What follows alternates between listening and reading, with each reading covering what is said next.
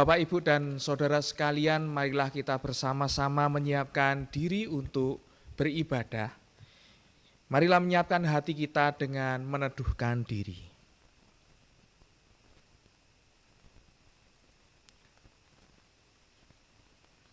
Saat teduh selesai, saudara sekalian, marilah ibadah kita hari ini kita khususkan dengan pernyataan Tuhan yang menciptakan langit dan bumi adalah sumber pertolongan kami. Kasih karunia dan damai sejahtera dari Allah Bapa kita dan dari Tuhan Yesus Kristus ada pada kita sekalian. Amin.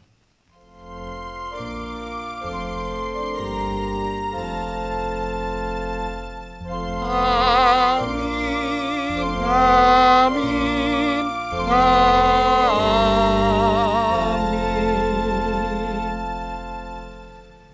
Bersama-sama kita akan memuji Tuhan yang hadir di tengah-tengah kita. Kita akan memujikan nyanyian pujian dari Kidung Jemaat yang keempat. Kidung Jemaat 4, bait yang pertama, Hai Mari Sembah.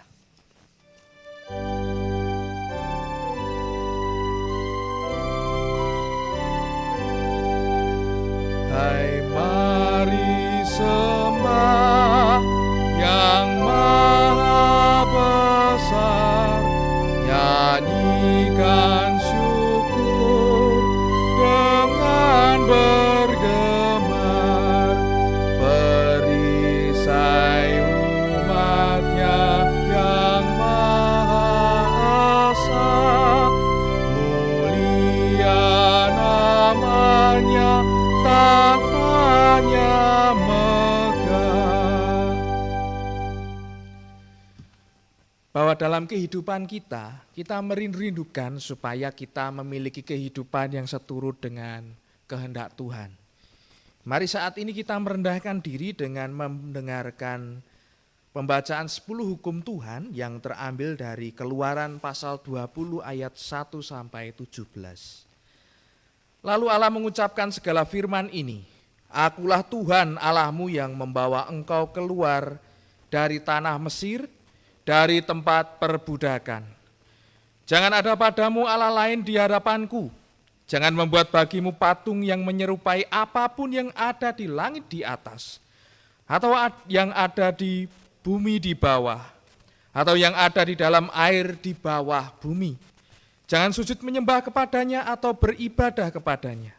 Sebab aku Tuhan Allahmu adalah Allah yang cemburu, yang membalaskan kesalahan bapa kepada anak-anaknya, kepada keturunan yang ketiga dan yang keempat dari orang-orang yang membenci aku.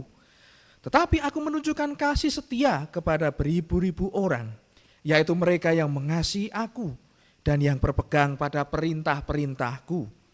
Jangan menyebut nama Tuhan Allahmu dengan sembarangan, sebab Tuhan akan memandang bersalah orang yang menyebut namanya dengan sembarangan. Ingatlah dan kuduskanlah hari Sabat.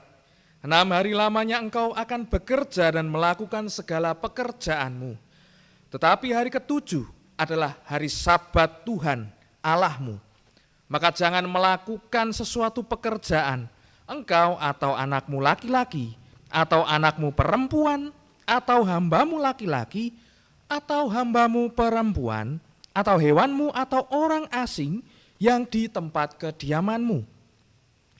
Sebab 6 hari lamanya Tuhan menjadikan langit dan bumi, laut dan segala isinya, dan ia berhenti pada hari ke-7. Itulah sebabnya Tuhan memberkati hari Sabat dan menguduskannya.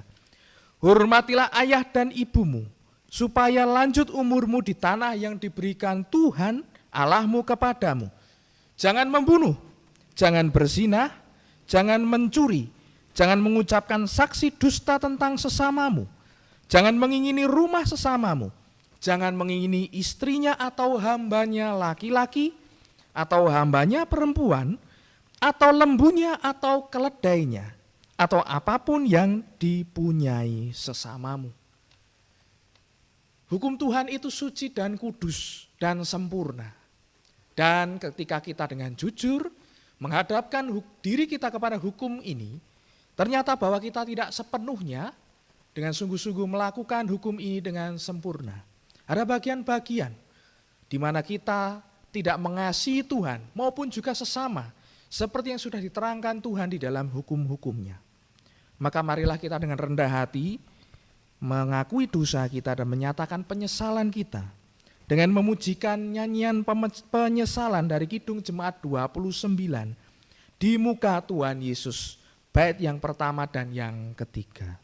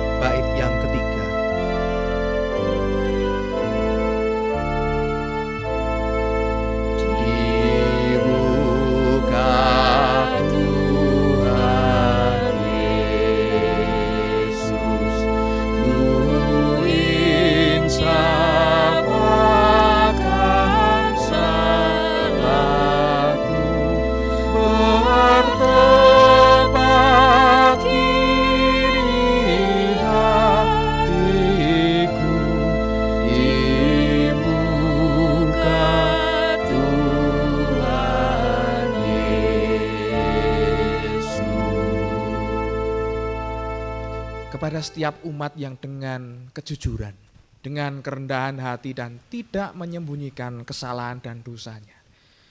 Tuhan itu adil, Tuhan itu sempurna tetapi juga penuh dengan kasih dan anugerah. Tuhan menyatakan berita anugerahnya di dalam 1 Yohanes 1 ayat yang ke-9. Demikian. Jika kita mengaku dosa kita, maka Ia adalah setia dan adil, sehingga Ia akan mengampuni segala dosa kita dan menyucikan kita dari segala kejahatan. Jika kita tidak menyembunyikan dosa kita, Dia justru mengampuni segala dosa kita dan bahkan membersihkan kita dari akibat-akibat kejahatan kita. Dan bagaimana kita bisa menjalani kehidupan yang baru. Di dalam rahmat Tuhan ini, Tuhan juga menyatakan petunjuk hidup baru dari Matius pasal yang ke-9 ayat yang ke-13. Jadi pergilah dan pelajarilah arti firman ini. Yang ku kehendaki ialah belas kasihan dan bukan persembahan. Karena aku datang bukan untuk memanggil orang benar, melainkan orang berdosa. Mari kita menyatakan kesanggupan kita untuk hidup berbelas kasih di dalam anugerah Tuhan. Kita pujikan Kidung Jemaat 424 bait yang pertama, Yesus menginginkan daku.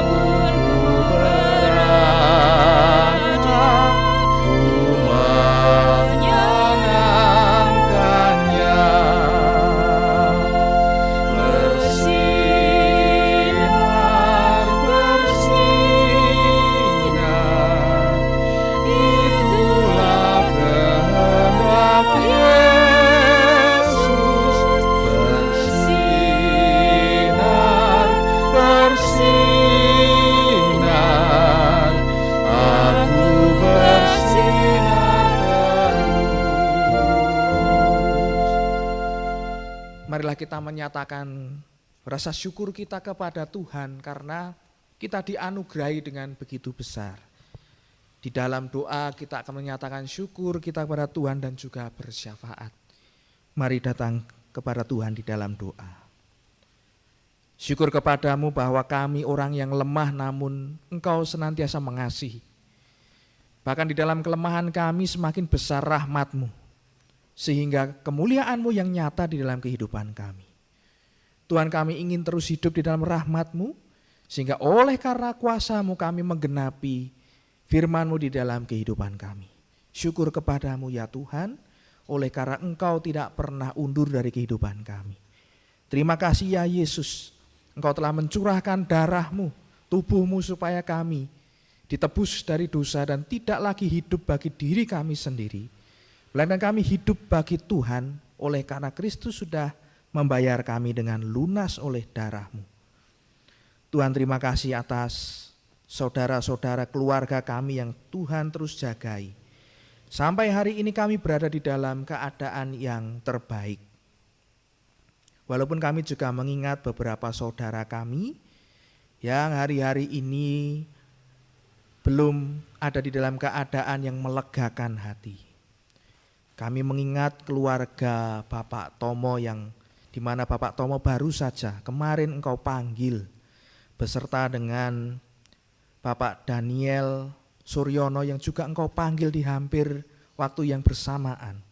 Kami berdoa bagi keluarga itu supaya Tuhan menghibur dan menguatkan. Tuhan terus memberikan penguatan oleh karena Roh Kudus senantiasa hadir di tengah orang-orang, keluarga-keluarga yang mengharap penghiburan di dalam Kristus. Dan kiranya firman-Mu itu yang meneguhkan hati mereka. Kami berdoa juga ya Tuhan bagi kemurahan-Mu atas negara kami Indonesia, terkhusus Indonesia, supaya keadaan pandemi ini semakin terkendali. Secara kasat mata memang kami melihat pandemi ini semakin meningkat korbannya. Tetapi kami memohon kemurahan Allah supaya peningkatan itu semakin ditekan dan bahkan orang yang sembuh semakin banyak. Tuhan, kami juga sadar bahwa ada bagian kami supaya kami juga menghentikan pandemi ini. Kami berdoa supaya kami, masyarakat Indonesia, terlebih gereja kami, GKJ Pajang, Makam Haji dan segenap orang percaya yang lain yang menjadi bagian dari warga negara Indonesia, Tuhan berikan kepada kami hikmat dan hati yang mudah untuk taat, sehingga kami menjaga kehidupan dengan standar new normal yang baik, yang benar. Kami harus memakai perlengkapan kesehatan, menjaga diri dari kerumunan-kerumunan yang tidak berarti. Kami harus terus mencuci tangan sesering mungkin, menjaga diri kami di luar. Kami juga tidak sembarangan di dalam kehidupan. Kami memohon supaya kami diberikan hati yang tunduk dan sungguh-sungguh kami melakukan bagian kami. Kami juga mengingat anak-anak kami yang di dalam masa pandemi ini ada tantangan di dalam dunia pendidikan di mana guru-guru harus menyesuaikan diri dengan pelajaran daring. Dan bahkan sebagian dari anak-anak kami pun ada yang tidak memiliki kelengkapan untuk mengikuti pelajaran daring ini. Tuhan yang berikan hikmat baik bagi tenaga pendidik, Kementerian Pendidikan Indonesia, tetapi juga kami sebagai orang tua untuk mendukung anak-anak kami. Kami berdoa bagi pencukupan kebutuhan yang ada, baik itu pulsa, kuota, bahkan mungkin perlengkapan-perlengkapan yang memungkinkan harus kami adakan. Tuhan berikan berkat. Kalaupun kami saat ini belum diizinkan Tuhan, kami mohon hikmat supaya baik kami orang tua maupun tenaga pendidik bisa melakukan pendidikan dengan saling bekerja sama dengan baik, sehingga anak-anak kami tidak terlantar pendidikannya. Tuhan, ini doa syukur kami dan syafaat kami. Kami percaya bahwa Tuhan Yesus mampu melakukan melampaui apa yang kami pikirkan, apa yang kami doakan, dan itu semua demi kemuliaan-Mu. Terpujilah Kristus. Di dalam nama-Mu yang Maha Kudus kami berdoa. Amin. Bapak, Ibu, dan saudara sekalian, kita juga akan menyatakan ungkapan syukur kita dengan menyiapkan persembahan kita. Dasar dari persembahan kita di hari ini terambil dari 2 Korintus pasal yang ke-8 ayat yang ke-14. Maka hendaklah sekarang ini kelebihan kamu mencukupkan kekurangan mereka, agar kelebihan mereka kemudian mencukupkan kekurangan kamu, supaya ada keseimbangan. Kita mengumpulkan persembahan dengan diiringi nyanyian dari Kidung Jemaat 433 bait 1 dan 2, Aku Suka Membagi.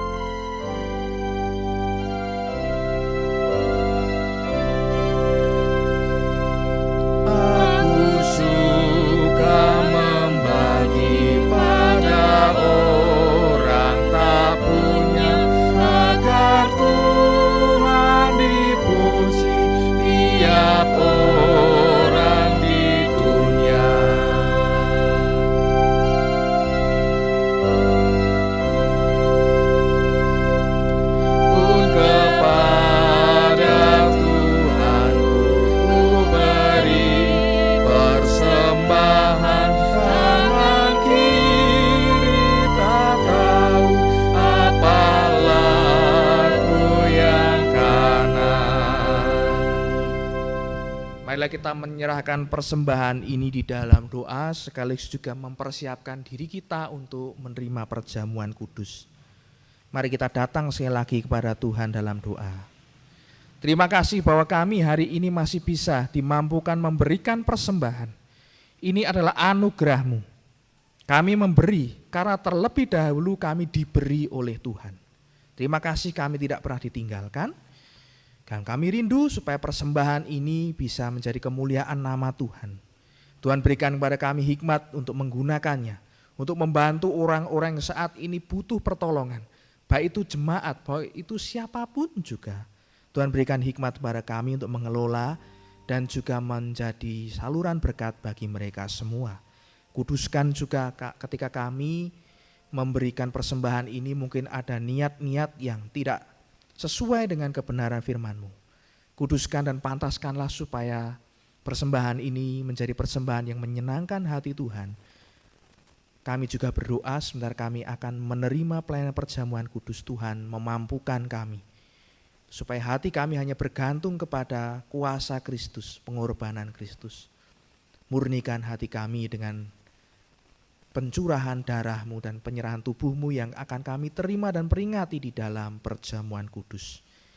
Kami berdoa untuk Pak Pendeta yang baru yang akan melayankan. Tuhan berikan hikmat dan kekuatan sehingga kami bisa bersama-sama memperingati dengan kesungguhan hati Kristus yang menyerahkan darah dan tubuh-Nya bagi tebusan dosa kami. Di dalam nama Kristus kami berdoa. Amin.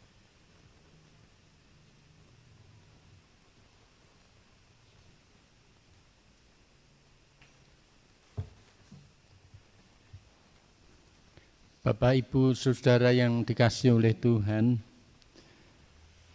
sebelum kita menerima pelayanan sakramen perjamuan, kita akan menguji diri kita sendiri dengan pertanyaan demikian. 1. Apakah kita sungguh-sungguh menyadari dan mengakui bahwa kita berada dalam kondisi tidak selamat karena dosa? Dan dengan kekuatan serta usaha sendiri tidak mampu melepaskan diri dari kondisi tersebut, sehingga membutuhkan juru selamat yang berkuasa untuk melepaskannya. Apakah kita sungguh-sungguh bertobat dan menyerahkan diri dengan penuh keyakinan kepada Allah yang menyelamatkan manusia melalui kematian dan kebangkitan Tuhan Yesus? Apakah kita sungguh-sungguh bertekad menyerahkan diri untuk hidup sesuai dengan firman-Nya? Apakah kita sungguh-sungguh bertekad senantiasa menjalani hidup penuh syukur atas anugerah penyelamatan Allah? Sekali lagi, ditegaskan bahwa sakramen perjamuan disediakan bagi orang yang menyerahkan diri kepada Tuhan Yesus dengan menyesali dosanya serta memohon pertolongan Tuhan supaya dapat melaksanakan semua perintah Tuhan Allah. Kita berdoa, di dalam hati kita masing-masing menyatakan demikian. Ya Tuhan, kiranya Tuhan berkenan memakai sakramen perjamuan kudus ini menjadi sarana untuk memelihara iman kami sehingga kami senantiasa yakin akan keselamatan yang Tuhan anugerahkan kepada kami dalam Yesus Kristus, serta senantiasa memiliki pengharapan akan perjamuan yang sempurna di surga sebagai kesempurnaan keselamatan. Dalam nama Tuhan Yesus. Amin. Bapak, Ibu, saudara yang dikasihi oleh Tuhan, roti dan anggur yang telah disediakan ini adalah lambang tubuh dan darah Tuhan Yesus Kristus yang telah dikorbankan untuk keselamatan kita. Roti yang terpecah-pecah ini adalah lambang tubuh Tuhan Yesus Kristus. Terimalah dan makanlah dengan mengikat dan percaya bahwa tubuh Tuhan Yesus Kristus telah dikorbankan sebagai tebusan yang sempurna untuk membebaskan kita dari dosa kita. Amin.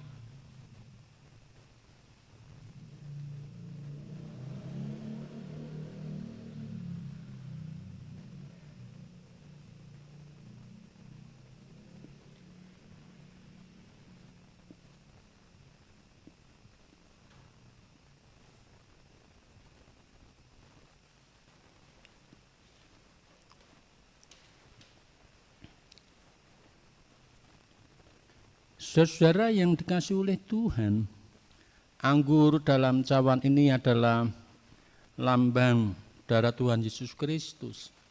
Terimalah dan minumlah dengan mengingat dan percaya bahwa darah Tuhan Yesus Kristus telah ditumpahkan sebagai tebusan yang sempurna untuk membebaskan kita dari dosa kita. Amin.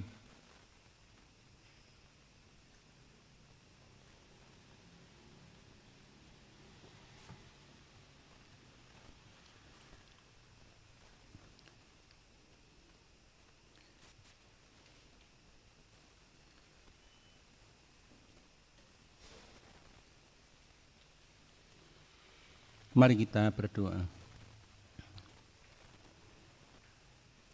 Kami mengucap syukur Engkau telah memberi jamuan, bukan hanya kami rasakan ragawi saja, tapi masuk dalam relung hati kami bahwa Engkau telah sempurna membebaskan kami dari dosa, menyediakan kami keselamatan yang sempurna. Kami akan mendengar firman-Mu. Engkau mampukan kami untuk mendengar dengan baik, lebih-lebih Saudara Mata Darman Putra yang akan menyampaikannya. Hikmat-Mu menyertai setiap ucapan yang dinyatakannya. Di dalam nama Kristus Tuhan, doa ini kami naikkan. Amin.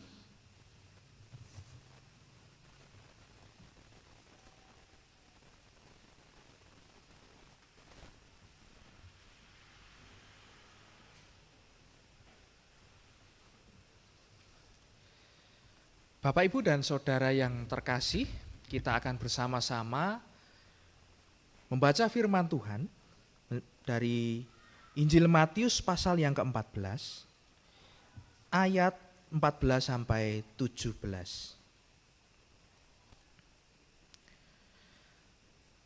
Ketika Yesus mendarat, ia melihat orang banyak yang besar jumlahnya, maka tergeraklah hatinya oleh belas kasihan kepada mereka, dan ia menyembuhkan mereka yang sakit. Menjelang malam murid-muridnya datang kepadanya dan berkata, "Tempat ini sunyi dan hari sudah mulai malam. Suruhlah orang banyak itu pergi, supaya mereka dapat membeli makanan di desa-desa."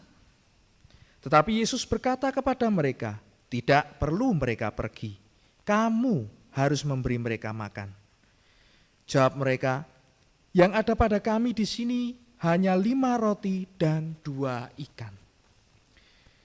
Demikian firman Tuhan. Yang berbahagia ialah mereka yang mendengar firman Tuhan dan memeliharanya di dalam kehidupan. Haleluya. Amin.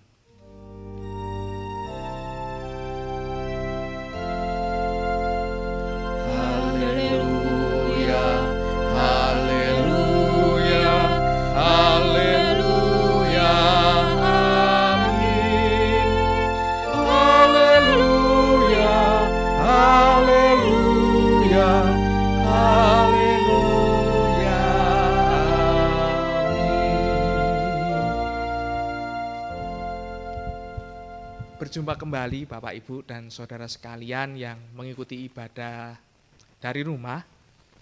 Saya tahu tentu Bapak Ibu dan saudara sekalian sangat rindu kita bisa berkumpul bersama.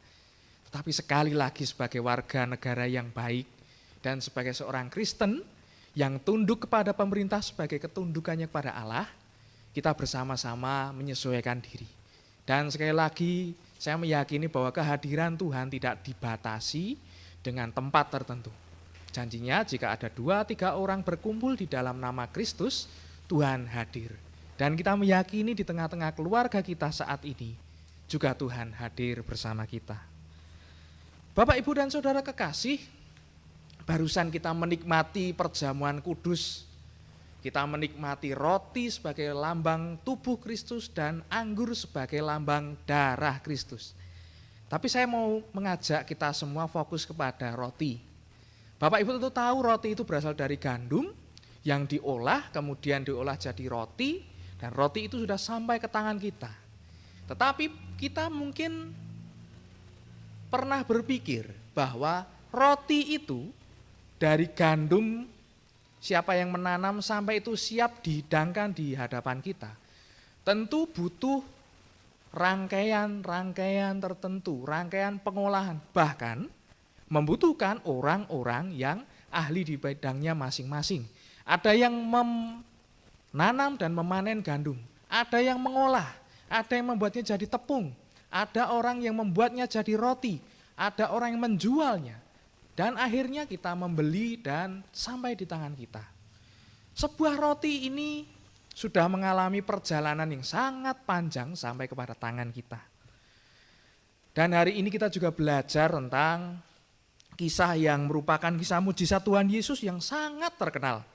Secuplik kisah ini tentu membuat kita paham bahwa kejadian selanjutnya adalah adanya kejadian 5 roti dan 2 ikan yang dipakai untuk mengenyangkan 5.000 orang yang mengikut Tuhan.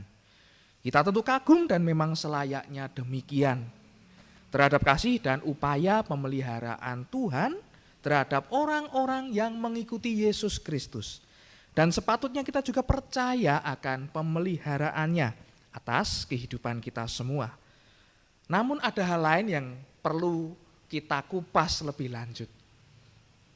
Jika kita memperhatikan setidaknya ada 3 pihak yang menjadi bagian dari pemeliharaan Tuhan atas 5.000 orang yang mengikut Yesus. Yang pertama tentu jelas bahwa Tuhan Yesus sendiri adalah pihak pertama. Tuhan sendiri adalah yang tergerak belas kasihannya atas ribuan orang yang lelah. Yang bahkan mereka bukan hanya lelah secara fisik tapi juga secara rohani, tetapi juga mereka mengalami sakit secara fisik sehingga Tuhan Yesus melayani mereka secara utuh. Tuhan Yesus mengajar mereka, memberikan kebutuhan rohani, tetapi juga mencukupi kebutuhan jasmani mereka. Mereka disembuhkan, bahkan Tuhan Yesus yang tergerak belas kasih memberi mereka makan sampai kenyang. Tuhanlah yang memprakarsai pemeliharaan yang menyeluruh atas diri setiap orang yang mengikut Dia.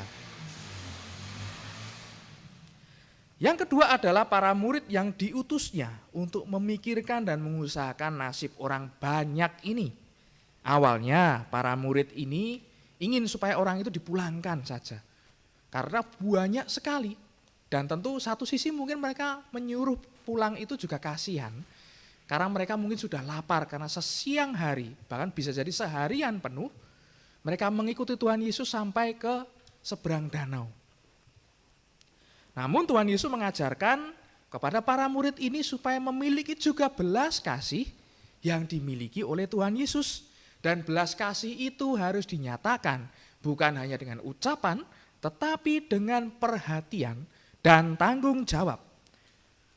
Saya juga membayangkan saat itu yang lapar itu bukannya 5.000 orang itu, tapi para murid. Dan termasuk juga sebenarnya Tuhan Yesus sendiri di dalam keadaannya sebagai manusia tentu lapar.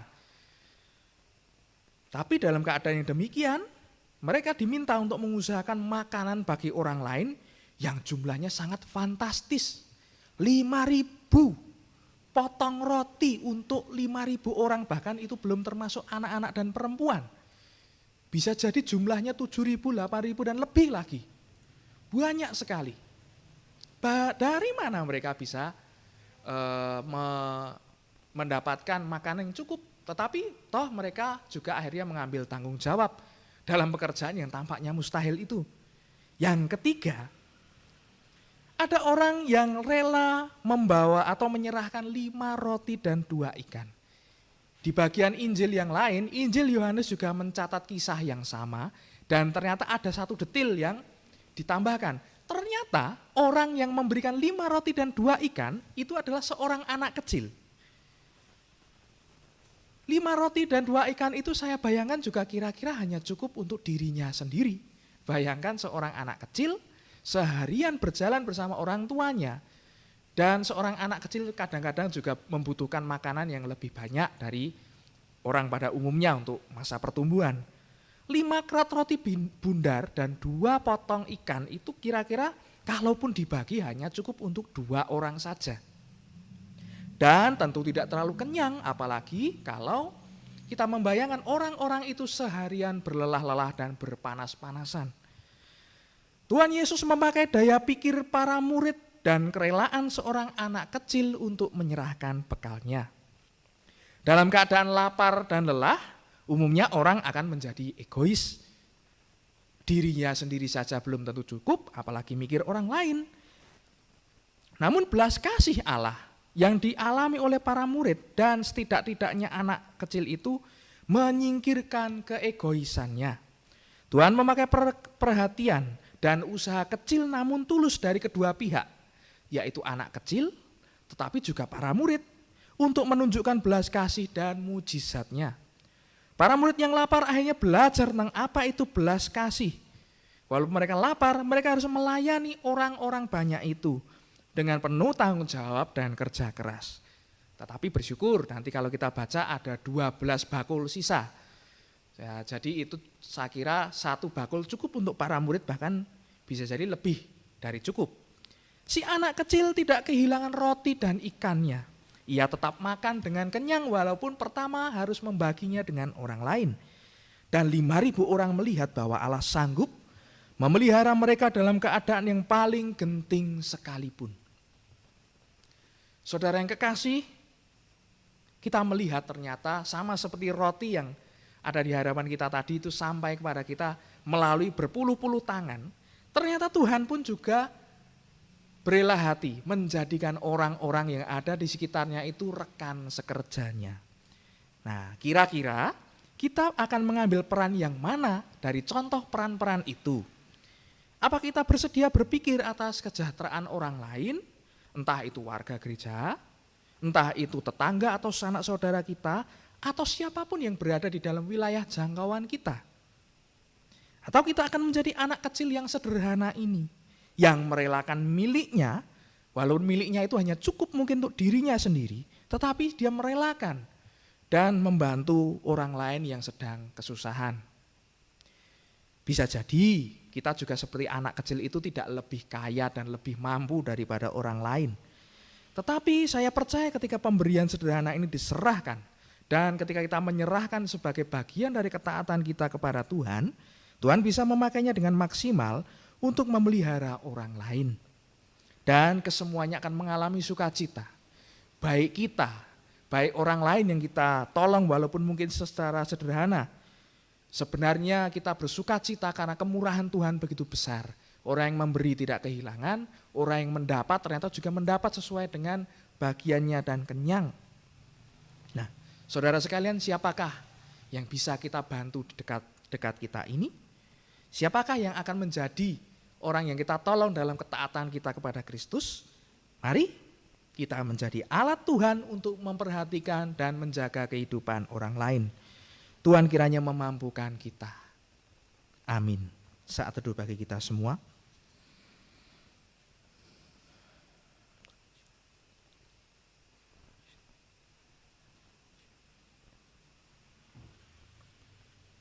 Saat teduh cukup. Mari sekali lagi kita datang pada Tuhan di dalam doa. Terima kasih ya Tuhan bahwa kami melihat bahwa anugerah-Mu, rahmat-Mu itu sampai kepada kami, ternyata melalui orang-orang yang juga menyerahkan diri kepadamu untuk menjadi saluran berkat. Sesederhana apapun, sekecil apapun mungkin, tetapi jikalau itu menjadi bagian dari ketaatan, dengan kesadaran taat pada Tuhan dan melakukan bagiannya, Tuhan bisa memakai melampaui kemampuan dan bahkan melampaui apa yang dipikirkan. Karena sejatinya Tuhanlah yang menolong kami. Kalaupun kami jadi alat untuk menolong orang lain, kami seperti mendapatkan kehormatan, menjadi rekan sekerja Tuhan untuk menjaga kehidupan. Mampukan kami ya Tuhan untuk menjadi orang-orang yang demikian. Orang-orang yang lembut hatinya untuk Tuhan pakai. Karena kami percaya bahwa kami tidak menolong dengan kekuatan kami sendiri, tetapi Kristuslah yang memampukan kami. Berikan kami hati yang mudah untuk menolong. Terlebih di dalam keadaan yang seperti ini, di mana mungkin banyak orang di sekitar kami yang perlu pertolongan. Tuhan berikan hikmat dan kekuatan kami untuk menolong orang lain. Tuhan, kami akan melanjutkan kehidupan kami, Tuhan yang menolong kami, dan kami mau menyerahkan diri kepada Tuhan kami Yesus Kristus yang mengajarkan doa Bapa kami kepada kami. Bapa kami yang di surga, dikuduskanlah nama-Mu, datanglah kerajaan-Mu, jadilah kehendak-Mu di bumi seperti di surga. Berikanlah kami pada hari ini makanan kami yang secukupnya, dan ampunilah kami akan kesalahan kami, seperti kami juga mengampuni orang yang bersalah kepada kami. Dan janganlah membawa kami ke dalam pencobaan, tetapi lepaskanlah kami daripada yang jahat. Karena Engkaulah yang empunya kerajaan, dan kuasa dan kemuliaan, sampai selama-lamanya. Amin. Mari kita bersama-sama mengakhiri ibadah kita dengan nyanyian akhir kebaktian dari Kidung Jemaat 344. Ingat akan nama Yesus, bait yang pertama.